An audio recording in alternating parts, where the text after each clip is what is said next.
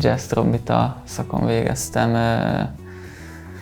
főiskolán, és ott az utolsó évet azt Hollandiában csináltam meg, és onnan, amikor hazajöttem, akkor azt tapasztaltam, hogy valahogy azt éreztem, hogy ez így kevés lesz, hogy nem lesz elég, és még akarok csinálni valamit a zenén belül, de a zenélésen túl, és én elkezdtem megalapítani egy publishert, ami nem a kiadó volt nekem a célom. Azt szerettem volna, hogy minél jobban a szerzőknek az ügyeit képviselni és az ügyeivel foglalkozni. Egyre jobban kinőtte magát, és hála Istennek az elmúlt 8 évben, mondjuk Magyarországon tényleg olyan sokat fejlődött a könnyű zenei élet elsősorban, hogy akaratlanul is belekeveredtünk a pályázatokba, koncerteknek a lemenedzselésébe, és ezáltal jöttek a lemezkiadások és megjelenítések is. Tehát ez egy ilyen folyamat volt, hogy jött egy ötlet, hogy valamelyik zenekarnak volt egy igénye. Én meg mindig szerettem, lévén, hogy nagyon kicsi volt a vállalkozás, mindig utána menni bizonyos problémáknak, és akkor erre megoldásokat találni. És hát ez 2011-ben volt az tulajdonképpen, amikor ez így elindult, és most így, ez kb. 10 éve, hogy van. Én igazából arra vagyok nagyon büszke itt az elmúlt 10 évben, hogy a hálószobából elindulva eljutott maga a vállalkozás addig, hogy lett egy kis irodája, elkezdett egy koncertszervezéssel foglalkozó menedzsmenté átalakulni, és eljutott odáig, hogy most jelenleg megvan egy kis stúdiónk, ahol már arra fókuszálunk, hogy a kiadványokat, amiket megjelentettünk, ott bizonyos munkafázisait a stúdióban meg tudjuk oldani így házon belül. És én azt gondolom, hogy ez egy nagyon érdekes dolog, hogy ahogy elkezdett nőni a cég, és a piaci lehetőségek is elkezdtek nőni, és volt olyan, hogy olyan ország legnagyobb stúdiójában volt szerencsénk lemezeket felvenni és megcsinálni. A publishingen túl a kiadásban kezdtem el zenekarokkal kooperálni, akkor én nagyon szerettem azokat a zenekarokat, akik világzenére összpontosítanak, vagy jazz zenére. És én azt gondolom, hogy viszonylag kevés kiadó van itthon, aki ezzel foglalkozik. Elektronikus zenei kiadványok is jelentek meg a kiadónál, de összességében azt gondolom, hogy ennek a kiadónak az a szépsége, hogy itt nagyon sok mindenki helyet tud kapni. Az elmúlt évem az összességében egy nagyon, nagyon jól sikerült, ez a 2020.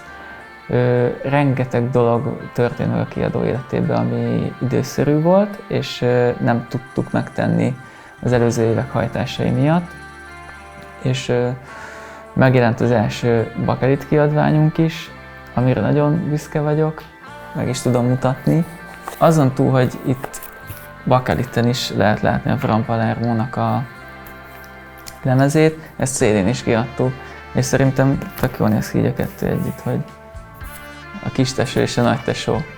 A legutolsó itt karácsony előtt a Tengerek, ez a Jobbágy Bencének a Bence kalandjai lemez, akkor van egy Törplanet nevű zenekar, T-0, ez is szintén most jelent meg évvégén, és a kortárs lemez, a Solti Árpádnak az anyaga, ez nyáron jelent meg, ezen Harcsa Veronika is közreműködik. Itt a hangszerelések azok olyanok, hogy üsdob, hárfa, fuvola, basszusklarinét, tehát hogy abszolút ez egy klasszikus kortárs kiadvány. Emellett meg elindult a webshop a cégben, ami nagyon jól produkált, hála Istennek itt az elmúlt 2020-as évben láttam azt, hogy a közönség az odafigyel a kiadványvásárlásokra, és támogatják így a zenekarokat, kiadókat, hogy a webshopokon rendelnek. Illetve nekünk van egy automatánk a Szimpla kertben, amiből CD-ket lehet vásárolni, és ezekhez készültek ilyen különböző gyűjtődobozok is, amikbe 3 darab lemezt tettem bele. Létezik a Budapest Selection és a Hungarian Spirit kiadvány, amiket meg tipikusan ilyen turista piacra lett becélozva, ahol imádták a turisták vásárolni ezeket a válogatásokat. Még azt látom, hogy a filmesek nagyon szívesen használják, egyre többet használják magyar zenekaroknak a zenéit, és most itt nem a nagy filmprodukciókra gondolok, hanem akár kicsi, független magyar filmesek, és nagyon sok olyan e-mailem volt idén publisherként, ahol kellett jogosítanom ezeket a filmzenéket. Erre szeretnék majd valami olyan platformot létrehozni, ami viszonylag könnyedén leegyszerűsítve meg tudja gyorsítani ezeket az adminisztrációs folyamatokat.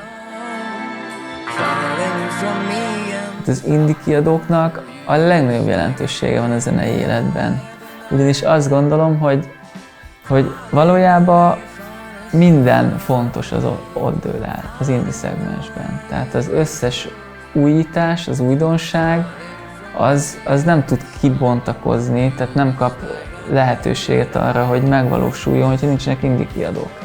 Onnantól kezdve, hogy egy indie kiadónál egy produkció befutott, és tényleg a piacon mondjuk meg tudja állni a helyét, akkor előszeretettel tudnak vándorolni ezek az együttesek, performanszok nagyobb kiadókhoz, ami teljesen érthető, hiszen ott még nagyobb piacra van rálátás. Teljesen más a feladata egy major kiadónak, mint egy indie-nek.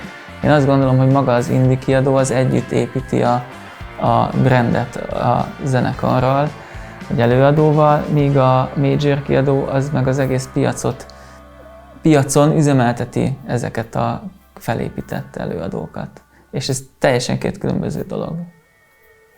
És fontos mind a kettő, és nem tud az egyik a másik nélkül létezni. Ezt is gondolom.